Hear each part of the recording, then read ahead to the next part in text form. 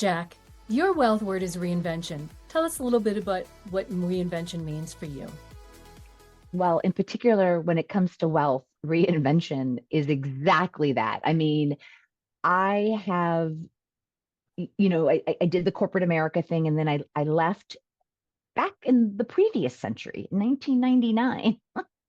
In last century, I left corporate America. It's so weird when you say it that way. You realize just how old you are. And and then from then on, in order to gain wealth, right? In order to accumulate wealth in at least monetarily, reinvention just had to keep coming, right?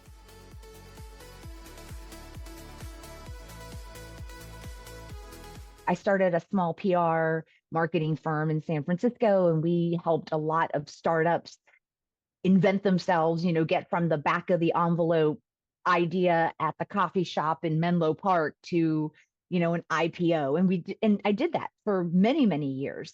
And then hit that menopause milestone and really wanted to do something that was more legacy driven and less monetarily driven. So I kind of changed my definition of what wealth might mean to me at this point.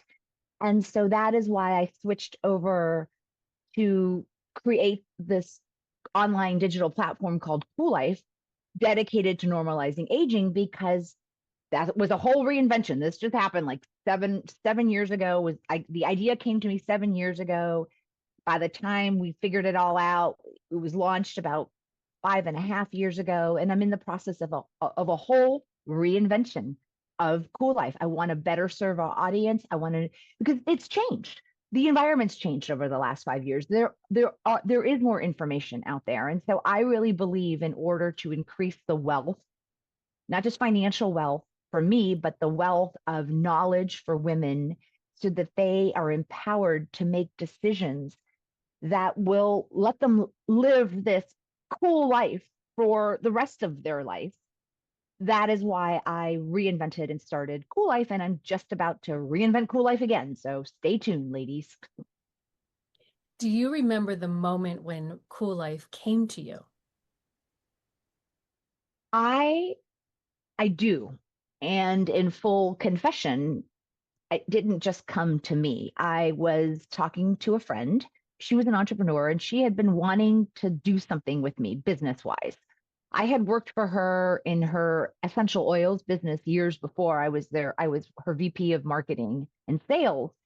And whatever, it didn't work out, but whatever. But she had said, we need to do something, we need to do something. And then she was a couple years older and she came to me with this, are you experiencing this? And I'm like, yeah. She's like, should we do something about it? I'm like, yeah. And so we kind of came up with it together collaboratively. She wanted to do more of a salesy shopping site geared to women. And I, because I'm a writer and I come from my marketing content driven background, I wanted to bring information. I wanted to bring expertise. And so we ended up combining the two and normalizing aging through curated content from experts all around the world, women who are currently solving the problems for other women in that lane. Now they help our community solve it. And then we also promote and focus on women driven brands. If I can get a woman driven brand in front of our community and it's going to help and be a win win for both of them, why wouldn't I do that? Absolutely. There is nothing I love more than women supporting women, because in the entrepreneurial world, that is how we succeed and how we lift each other up. Now, coming from corporate, moving into that entrepreneurial world, and when you're looking at wealth and finances, how did you have to sort of justify, I guess? Because, we're taught, oh, you need to go to college and you need to get the job and you need to do this. And then suddenly you find yourself like, I'm going that entrepreneurial route and oh, this is so different. How did you justify leaving the corporate world, moving on to your own entrepreneurial life and lifestyle? A good question. I'm not sure I justified it at all. I think I just did it. However, I can tell you the conversation that I have had probably over 100 times by now with individuals who have questioned, or they say, oh my God, you're so brave. You left, because I was working for Hewlett-Packard of all companies. They are known as the kindest, most benevolent Fortune 50. Like, why would you ever leave HP?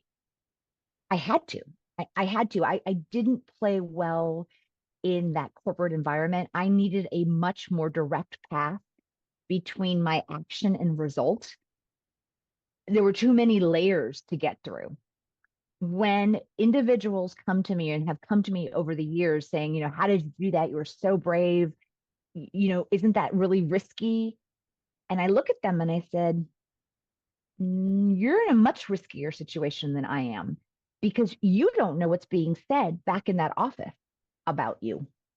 You don't know all the details of the business or what direction it's going and whether or not you're going to be a fit in the future. You don't have any of that control or power. Whereas when you work for yourself, you know that you have no business. You know you better be working. You know exactly the state of the union and your position in that state of the union.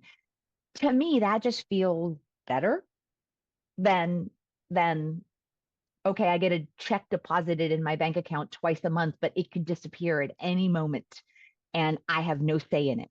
What is your biggest reward since you started Kuel Life? That's easy. Like, real friendships. I'm not talking about like colleagues. Oh, you write for me. We kind of know a little bit about each other. There are more than a handful of real connections that I have made through this platform. Women that I go to visit. I spent time in Mallorca, Spain with one of my Kuel Life thought leaders. I just came back from Tucson, where I spent an entire week with Gail Petrella, who is a career thought leader on Kuel Life, and she's also an author. And she brought me out to do a whole bunch of author panels and whatnot. She's going to come hang with me in Lisbon this summer. Friendships, real connections. Because here's the deal: the greatest indicator of longevity and health is not BMI. It's not whether or not you smoke cigarettes. It's not whether or not you drink alcohol. It's whether or not you have real connections, true connections with other humans. Loneliness, that is the leading indicator of mortality and unhealthy lifespans.